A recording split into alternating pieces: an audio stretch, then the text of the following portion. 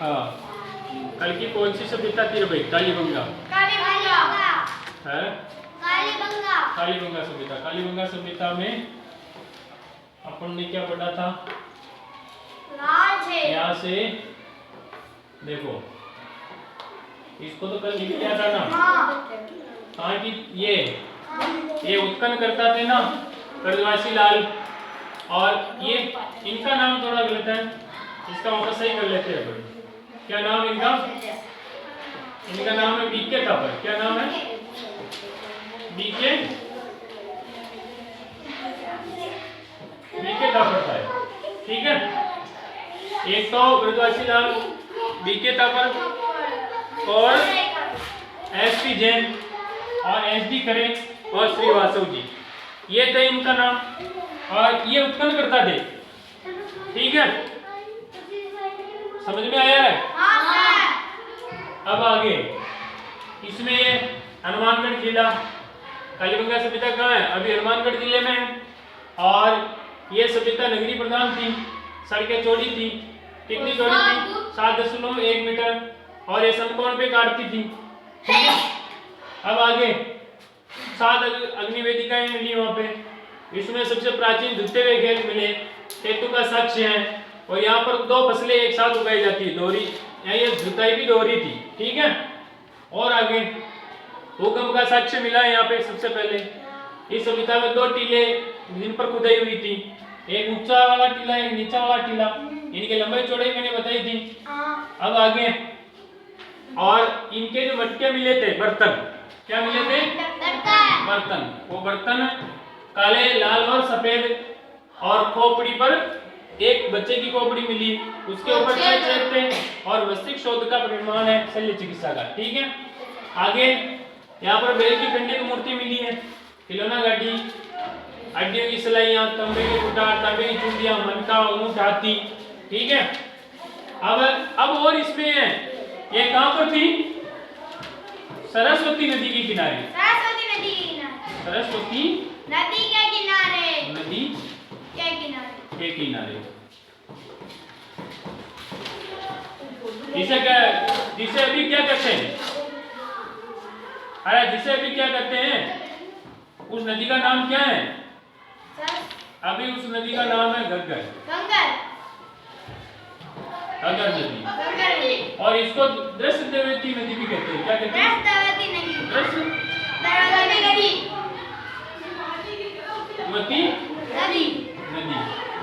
ठीक है। इस नदी के किनारे ये कालीबंगा सभ्यता का विकास हुआ, पता चल गया। अब इसका नाम क्या है? घग्गर नदी। और पहले क्या नाम था इसका? क्या नाम था पहले? सरस्वती नदी था। अब यहाँ पर जो नालियां मिली है, यहाँ पे यहाँ पर जो नालियां लगी हुई है, वो लकड़ी की बनी हुई है। किसकी बनी हुई है? लकड़ी की बनी हुई है। किसकी बनी हुई है? लकड़ी की बनी हुई है।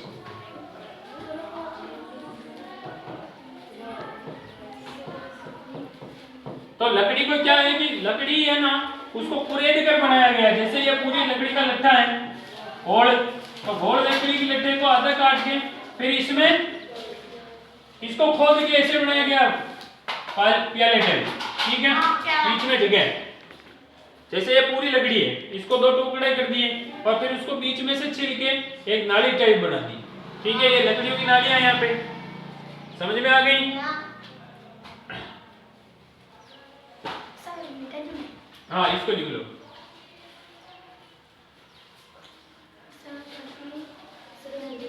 हाँ, सरस्वती नदी के किनारे यहाँ पर जो नालियां है वो लकड़ी की बनी हुई। और यहाँ की जो लिपि है, यहाँ की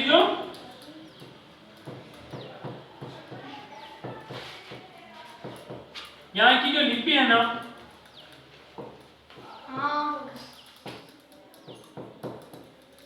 लिपि क्या है? दाएं से बाएं लिखी गई, दाएं से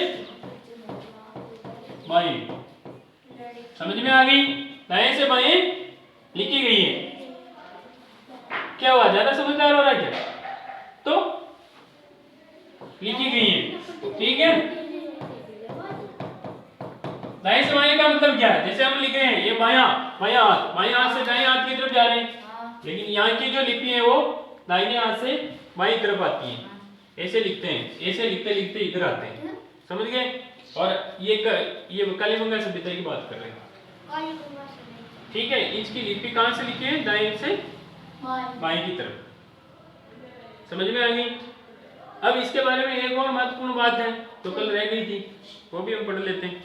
और एक जो इनकी जो सबसे पहले जानकारी दी थी ना, उनका नाम था L.P. पेसिटोरी। कल बताया था क्या? नहीं बताया था, ये नाम था। इन्होंने सबसे पहले इसकी जानकारी दी, L.P. पेसिटोरी ने। ठीक है, ये सबसे पहले जानकारी देने वाले थे। ओके, ये कालीबंगा के बारे में। अब इससे आगे देखो, इसकी 5 स्तर पर खुदाई हुई है। कितने स्तर पर? 5 स्तर पर खुदाई हुई। कितने स्तर पर खुदाई हुई है? अब जो दोनों टीले मिले हैं ना, उछला निचला टिगर, उन दोनों टीलों की 5 स्तर पर खुदाई हुई है।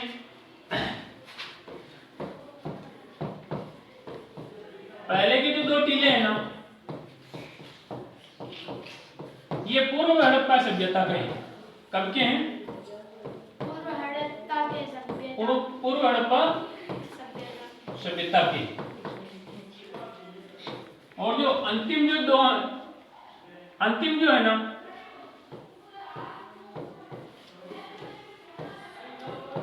अंतिम 3 है ना, वो किसके हैं? तो हड़प्पा सभ्यता के। ठीक है,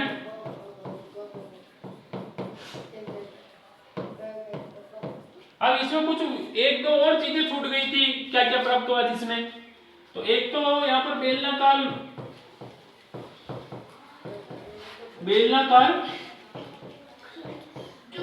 मोहरें प्राप्त हुई। बेलनाकार मोहरें प्राप्त हुई। और एक बेलनाकार तंदूर प्राप्त हुआ है। क्या हुआ है? तंदूर किसको कहते हैं? रोटी बनाते हैं तंदूर के अंदर। एक बड़ी सी जो, आप सुन लीजिए पहले, बड़ी सी जो अपने पास में वो कोटी होती है लोहे की, इतनी बड़ी कोटी, इतनी ऊंची, तो उस कोटी को के बीच में ये चुनते हैं ईंटें, और फिर उसके अंदर साफ करके उसके अंदर रोटी बनाई जाती है, तंदूर की रोटी, उसको तंदूर बोलते हैं। तो वो बेलनाकार तंदूर भी प्राप्त हुआ है। ठीक है, ये और विशेष प्राप्त हुए थे वहां पे। ये कल छूट गए थे कुछ बातें, तो इनको भी आपको साथ में याद करने की कोशिश करना है। अब इसका तो लगभग पूरा हो गया। अब इसमें कोई एक आधी बार छूट गई होगी तो आगे बढ़ा देंगे। अब हम दूसरी सभ्यता पढ़ेंगे, इसकी आगे वाली, उसका नाम है आहड़ सभ्यता। कौन सी सभ्यता है? आहड़ सभ्यता। आहड़ सभ्यता कहाँ है? तो भाई अभी कहाँ है? उदयपुर में। कहाँ है? उदयपुर। अब उदयपुर में है तो इसके जो हम, चलो इसको पहले ये देखते हैं कि ये इसका सबसे पहले जो खोज की थी, सबसे पहले उत्खनन ही मान लेते हैं। सबसे पहले उत्खनन यानी खुदाई।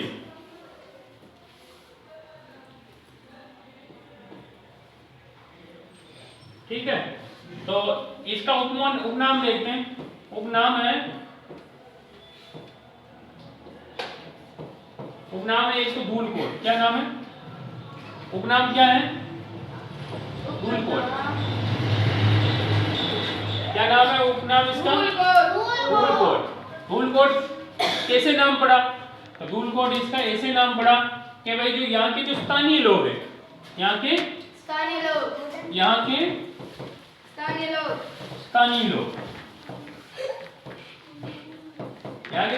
लोग हैं, वो इस सभ्यता को वो इस सभ्यता को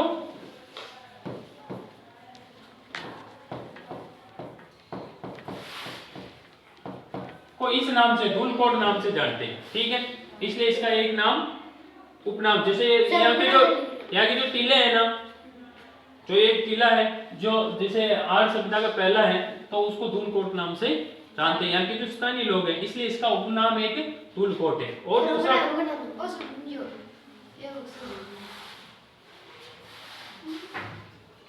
हाँ लिख लीजिए।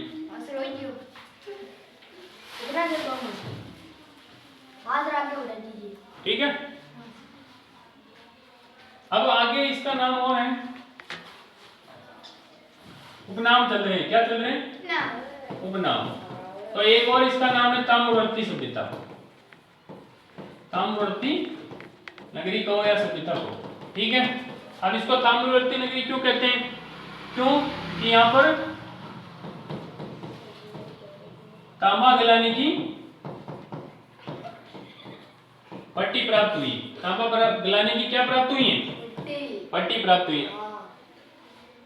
आज तुम लोगों को ज्यादा प्रॉब्लम लग रही है मेरे को। कौन सा? मैं लिख रहा हूं। तांबा गलाने की पट्टी प्राप्त हुई है, और यहाँ पर तांबे के अनेक उपकरण मिले।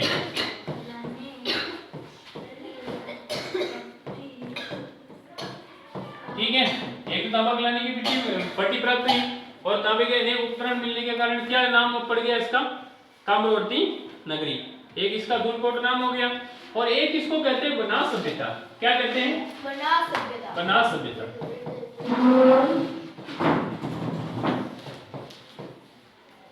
बनास सभ्यता क्यों कहते हैं? क्यों कि ये जो नदी, ये जो सभ्यता है आहार सभ्यता, ये आहार सभ्यता है ना, वो बनास नदी की जो सहायक नदी है, बनास नदी की सहायक नदी,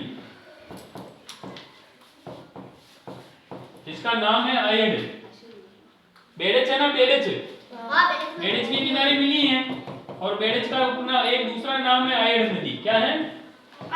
आयड नदी। इसलिए इस सभ्यता, भाई बेड़च के किनारे मिलने के कारण बनास की सहायक नदी है बेड़च, तो इसको बनास सभ्यता भी कहते हैं, और आहड़ भी इसका नाम आयड नदी की कारण ही पड़ा। ठीक है,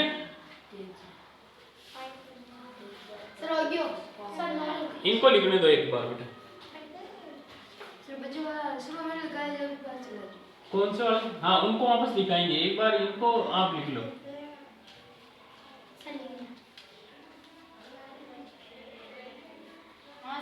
देखो, जब आप पढ़ते हैं ना, तब आप पढ़ाई में ध्यान ज्यादा रखा करो।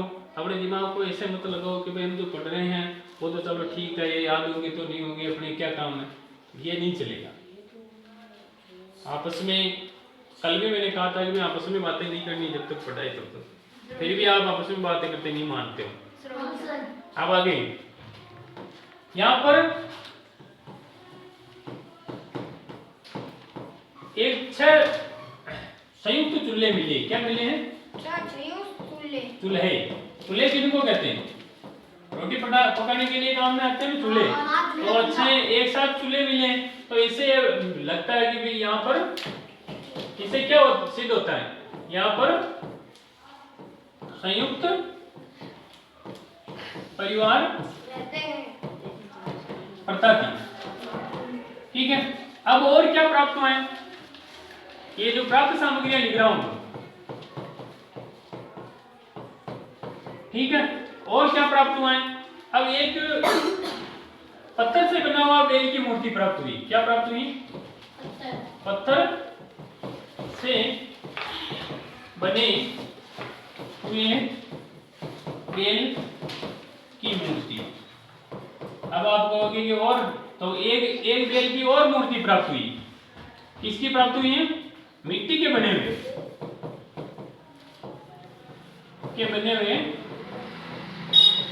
बैल की मूर्ति भी प्राप्त हुई।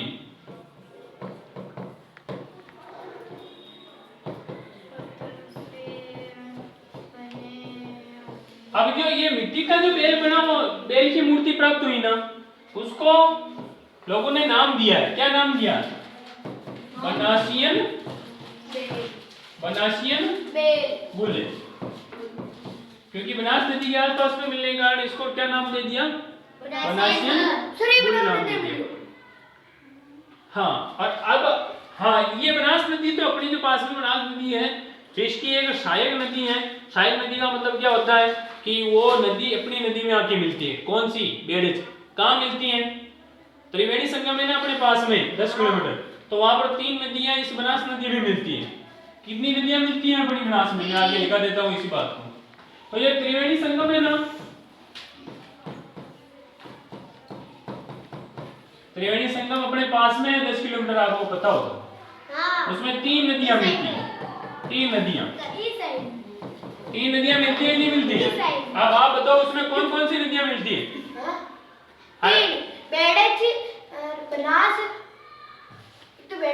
हाँ, तो मुख्य नदी कौन सी है? मुख्य नदी तो अपने बनास नदी है। और उसमें कौन कौन सी नदियां आके मिलती हैं? तो एक तो बेड़ज मिलती है। कौन सी मिलती है? इसको आयड नदी भी कहते हैं। उसका आगे नाम आयड है, और अभी इसका यहाँ पर अपने आस पास में नाम क्या है? बेड़ज नदी। और फिर मिलती है एक मेंदाली।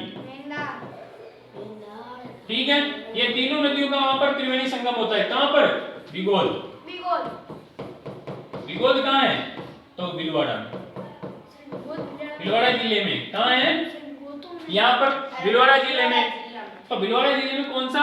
बिगोल शहर है, उसके पास में त्रिवेणी संगम है। त्रिवेणी संगम में कौन कौन सी नदियां मिलती हैं? तो ये मिलती है अपने बनास, बेड़ज, बेंदरी।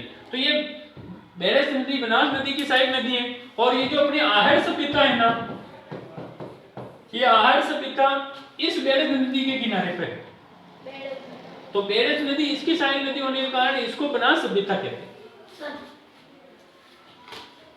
ठीक है, अब इसको भी लिख लो, त्रिवेणी संगम के अपने कौन सी नदियां आपको पता नहीं।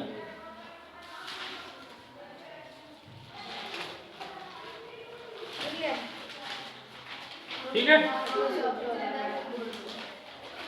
देखो अपने जो राजस्थान के जो आदमी है ना, इस तरीके से क्या करते हो तुम लोग? अपनी राजस्थान की भूमि में ऐसे आदमी हो जो पढ़ने में ध्यान नहीं रख रहे हो, ये गलत बात है।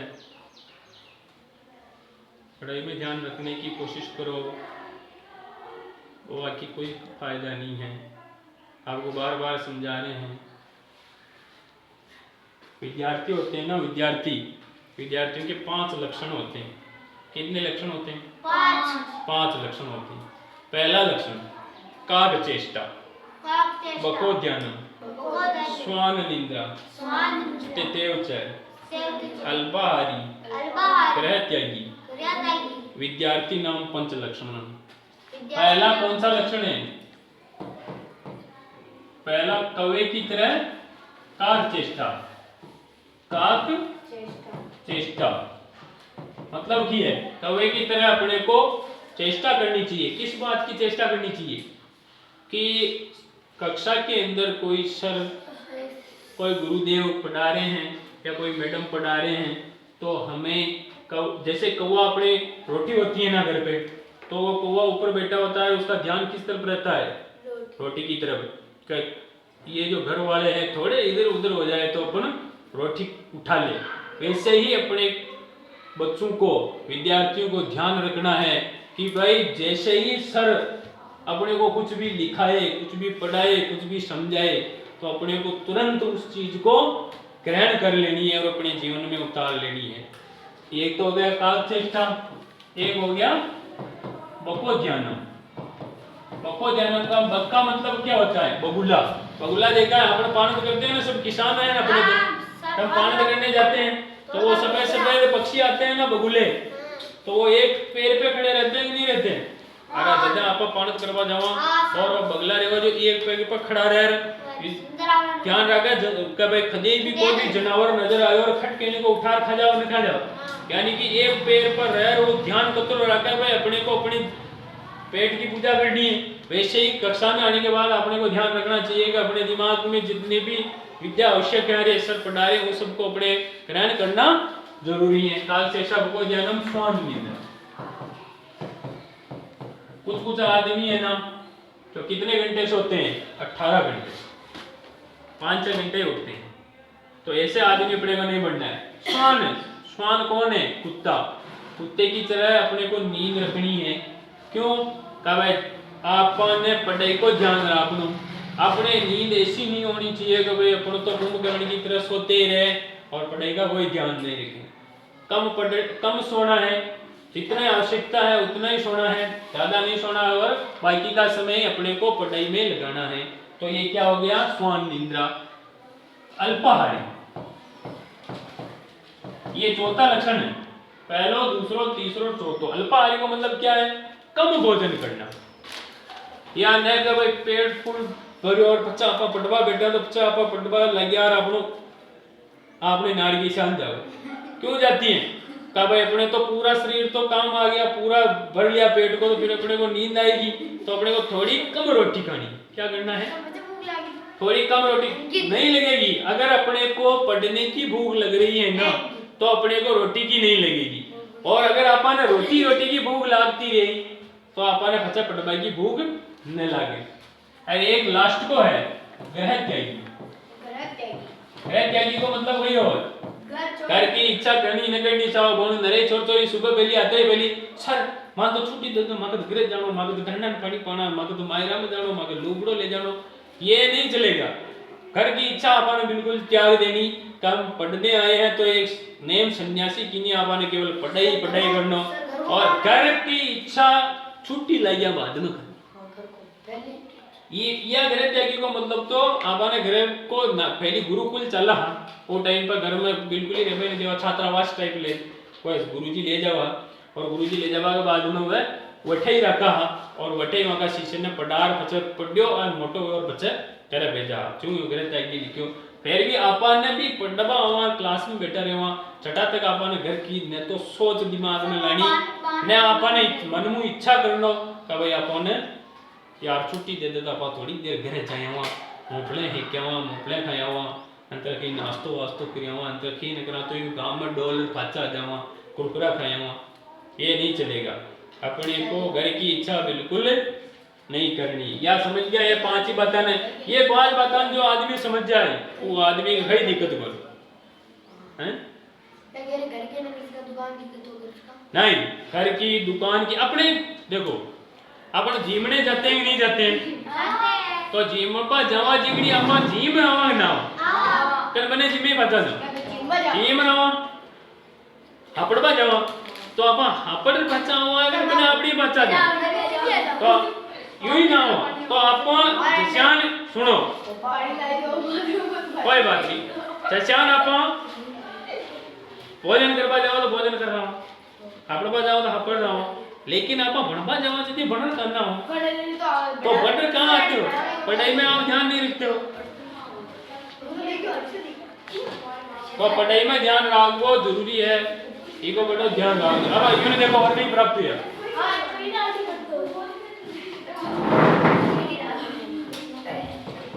हाँ, प्राप्त सामग्री में और लिखो। यहाँ पर दान भरने के लिए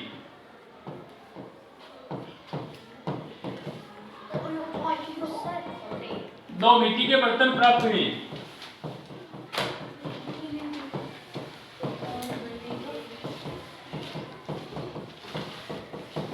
जिन्हें जो स्थानीय भाषा में जिन्हें कोठा कहते हैं, ठीक है? कोठे या बोरे, कोठे या बोरे कहते हैं, ठीक है? तो यहाँ पर 2 मटके बड़े प्राप्त हुए हैं जिसको दान भरने के लिए काम में लिए जाते थे और उसको स्थानीय इस भाषा में कोठे या गोरे कहते हैं। लिख लीजिए। अब ये जो सभ्यता थी ना, ये जो सभ्यता थी वो ग्रामीण सभ्यता थी। क्या थी?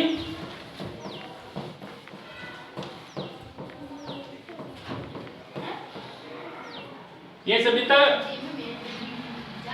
सभ्यता कौन सी थी? ग्रामीण सभ्यता थी। अब ग्रामीण सभ्यता है अगर ग्रामीण सभ्यता है अगर तो अपने इनके जो घर हैं जो किसके बने होंगे? ग्रामीण है तो इसका मतलब पत्थर के बने होंगे। पत्थर और एक जो पक्की ईंटें, पक्की हुई ईंटें मतलब सुखाई हुई, पक्की हुई ईंटें छोड़ो इसको, सुखाई हुई ईंटों से बनाई हुई, किससे? सुखाई हुई ईंटों से।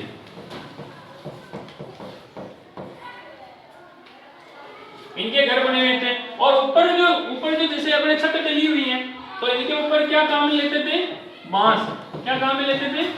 बांस या केलू। केलू में समझते हो? केलू क्या होता है? एक मिट्टी का केलू हाँ, केलू जो हो ना मिट्टी को एक ऐसा पूरा थाप और बनाया तो रेवे और वहां चार बचत पहले तो बांस लगा दे और बचे केलू ऊपर रख दे जो पानी महीने तो ये इनका ये काम था पत्थर। अब ये जो पत्थर सुनो बेटा, जो ये पत्थर थे ना, पत्थर के घर होने के कारण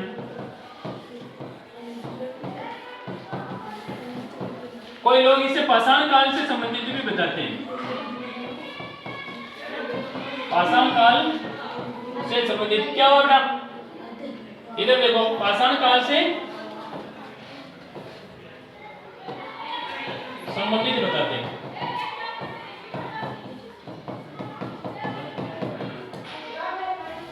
अब अगलो, अब इसकी खोज नहीं बताई थी, खोज की थी अक्षय कीर्ति व्यास ने।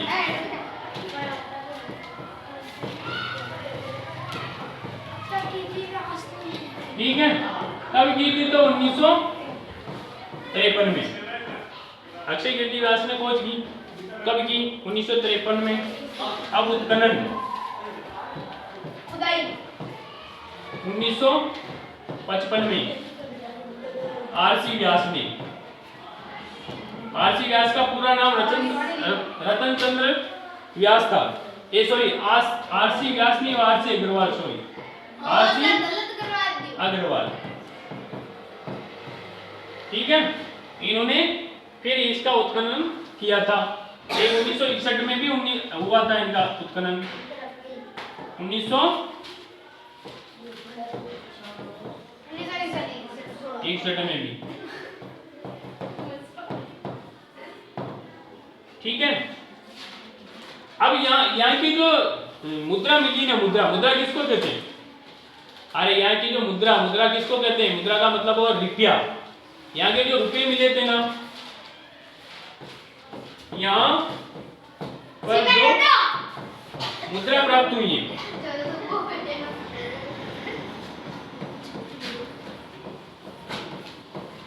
उस पे यूनानी देवता अपोलो का चित्र है। ये यूनान के देवता हैं।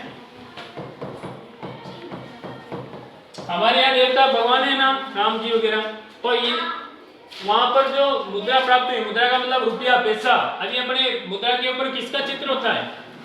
यहाँ पर दीपक चित्र है, महात्मा गांधी जी का चित्र रहता है। वैसे उस समय जो मुद्रा थी उन पर यूनानी देवता अपोलो का चित्र होता था और एक त्रिशूल का भी होता था। किसका होता था? एक त्रिशूल।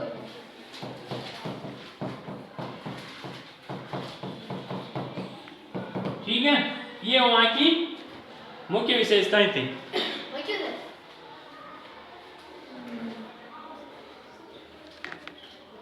अब अपने इससे संबंधित जो सभ्यताएं हैं उनका हम कल और।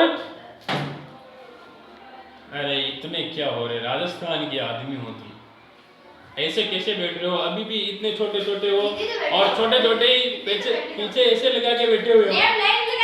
यहाँ नहीं, कोई बुढ़े हो जाते हैं ना, हाँ, बुढ़े हो जाने के बाद में टेका लगा के बैठना है। अरे कौन टेको लगा के बैठो तो कितनी उम्र है तो, हाँ, अभी तो छोटी उम्र है अपनी, अपने को अभी टेका लगा के नहीं बैठना है।